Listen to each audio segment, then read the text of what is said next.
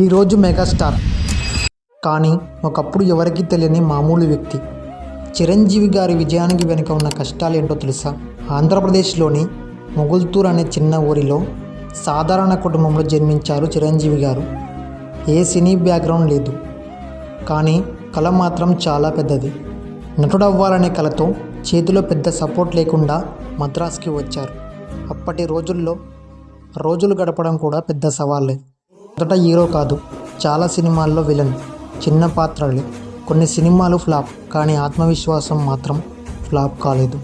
ఈయన హీరోలా లేడు అనే మాటలు ఎన్నో విన్నారు, కానీ డ్యాన్స్, ఫైట్స్, నటన రోజు మెరుగుపరుచుకుంటూ తనని తానే తీర్చిదిద్దుకున్నారు. ప్రేక్షకులు ఆయన్ని గుర్తించారు. వారి ప్రేమే చిరంజీవి గారిని మెగాస్టార్ చేసింది. ఇది ఒక్క రోజుల్లో వచ్చిన విజయం కాదు, సంవత్సరాల కష్టం ఫలితం.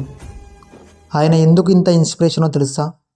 బ్యాకప్ లేకుండా ఎదగడం, కష్టాల ముందు లొంగిపోకపోవడం, తన పనితో తన విలువ నిరూపించుకోవడం.